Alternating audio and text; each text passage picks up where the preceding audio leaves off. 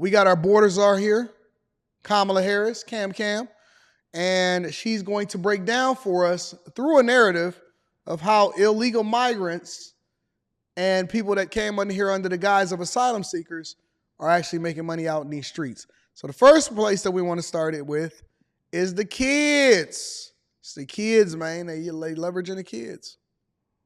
This is another phase of the migrant crisis in New York City. Children exposed to the danger while doing labor that not even an adult is supposed to be doing without the proper permits. The migrants you're about to see agreed to speak to us if we don't reveal their identities. This is the harsh reality of the migrant crisis in New York City. Children in the subway system or on the street, selling snacks, candy, fruits, and beverages. On a sunny spring afternoon, we met a mother with her 7-year-old daughter at the steps of the entrance to the Columbus Circle station. And guess what? How do y'all think that they got those supplies? Y'all think that they got a Sam's Club card?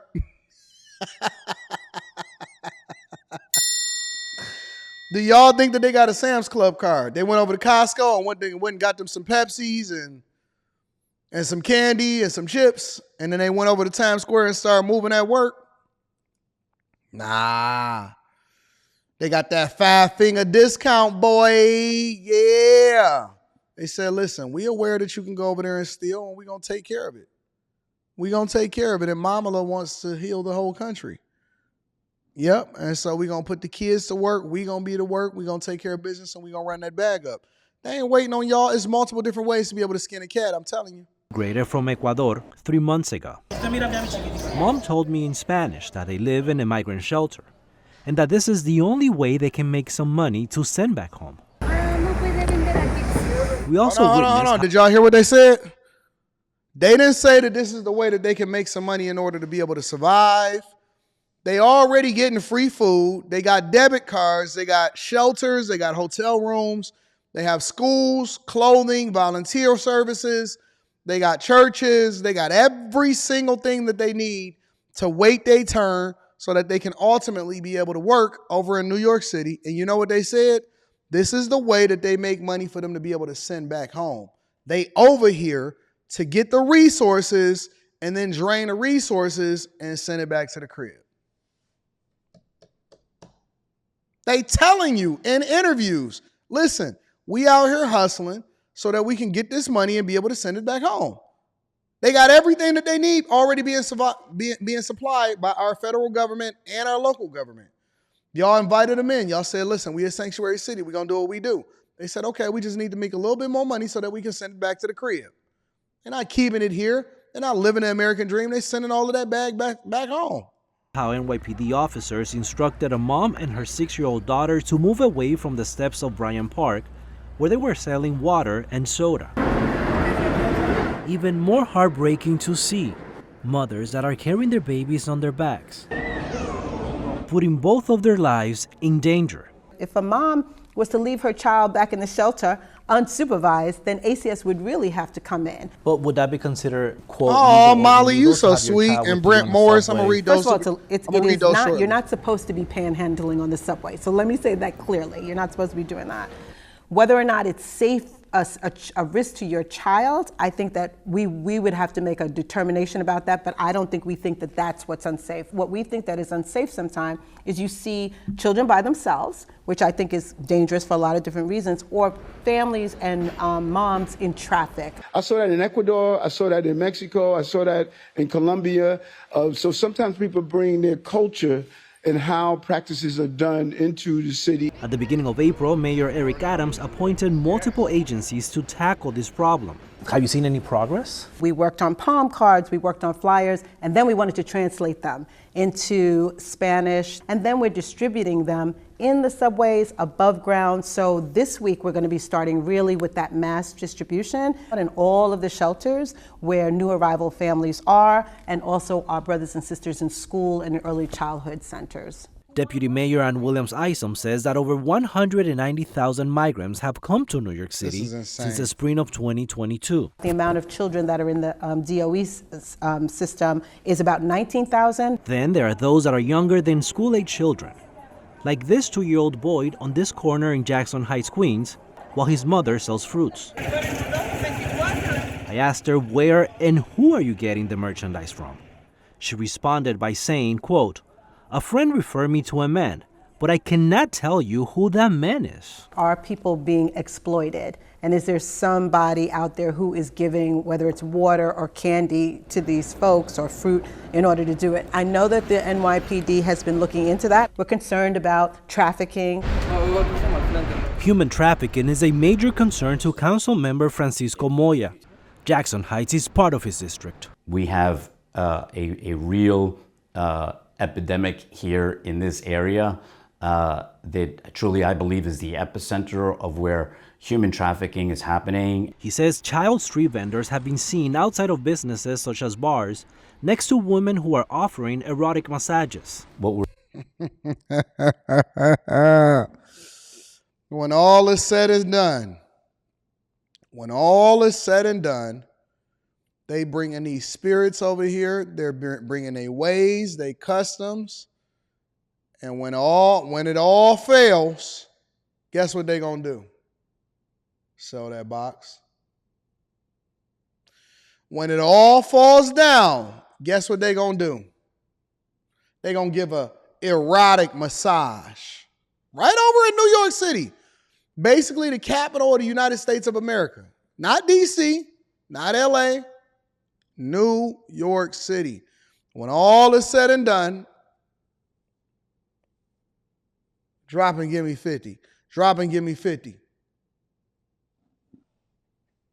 we're seeing along Roosevelt Avenue is the decay of our well-being here, our society here. We're seeing open-air prostitution that we've never encountered here in the city of New York. Do you think got a the whole migrant mattress crisis out has there. exacerbated this situation? It certainly has, and this goes that's to nasty. address the failure of the federal government. Not walking through New York City with some sandals on and socks, with the sandals with the thing in the middle and the socks with your feet in the middle of it.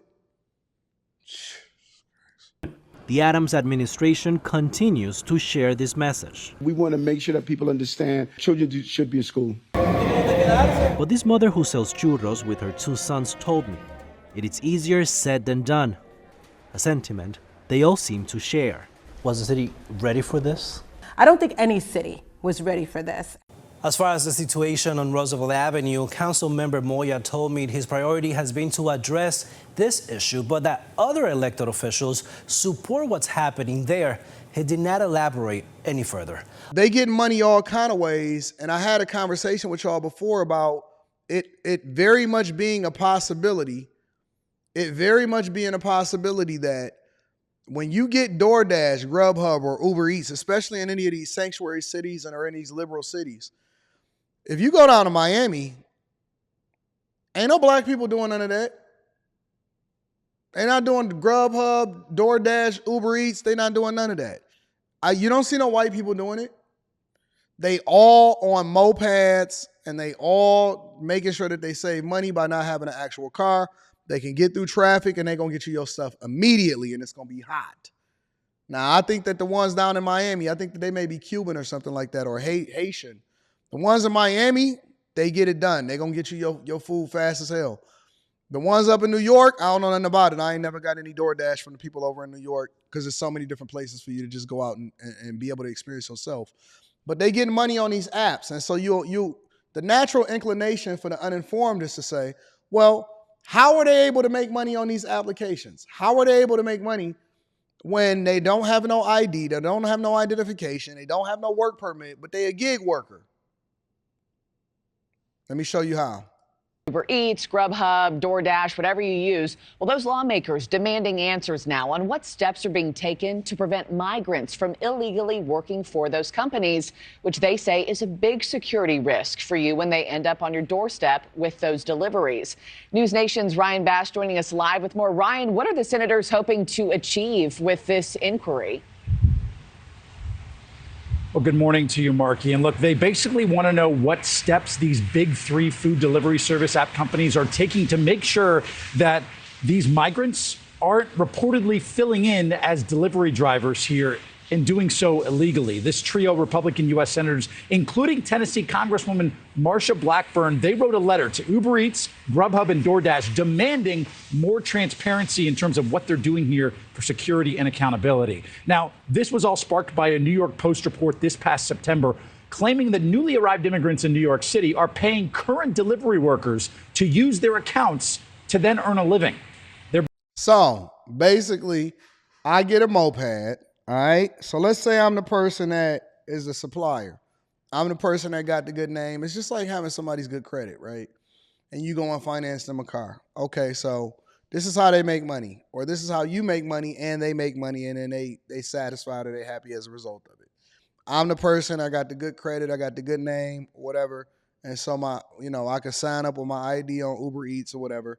And I can change my name to be in whatever it is that I wanted to change it to be inside of the app. Cool. So then I go and get me a migrant, or I go and get me a bunch of different names of people that's not really looking to do no delivery. I take a percentage of the cut. I pay them for it. They pay me. So I take a cut of whatever it is that they delivering. They can keep the tips, and they also keep a percentage of what it is that they make because they're not used to getting nothing anyway. And so I give them a moped, right? I give them a bicycle, especially over there in New York. They over there out there getting it. They learn the system. They don't have to say anything. The only thing that they got to do is go up there and give it to people their food. And that's how they making money. That's how they making money. Everybody is getting paid. Everybody is getting money. It's undercutting people. And now they're making over $20 an hour over in New York just because they never saw for this, but Eric Adams and company made sure that the gig workers was making a bag over there. And that's how they get into it.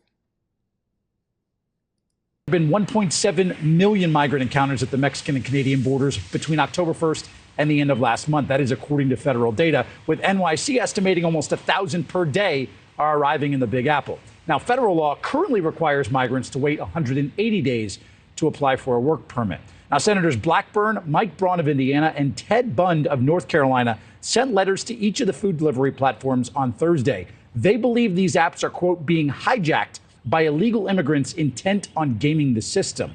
The danger to Americans, and specifically consumers, using your services is real, they wrote in part. These illegal immigrants are delivering food directly to consumers' doors without ever having undergone a background check, and often without even using their real names.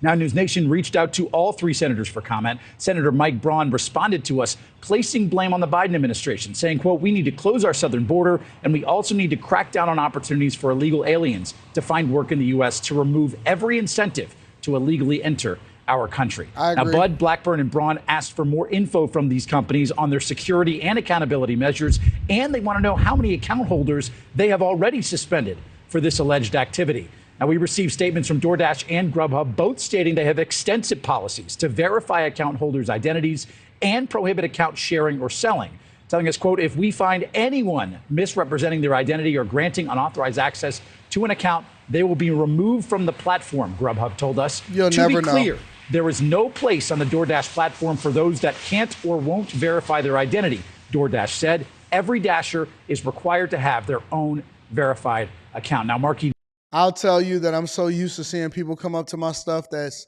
named a woman and is really a man. I don't even be caring, bro. I just be like, man, give me my stuff. Give me my food. Give me my stuff. I see people all the time. And if you go to any of these cities, you go to New York, I think my last meetup was in New York. You go to New York, you go to Miami, half of these people don't even speak English, bro. And they out there delivering your food, and they're going to figure out how to get a bag. They wiping windows, they stealing clothes and selling them on the street. They selling fake bags. They selling cookies and stealing them from McDonald's, and they also delivering your food. So, as long as you make yourself a sanctuary city and we continue to not cover our borders, this is the stuff that you're going to wind up falling into, and you're going to have a problem with.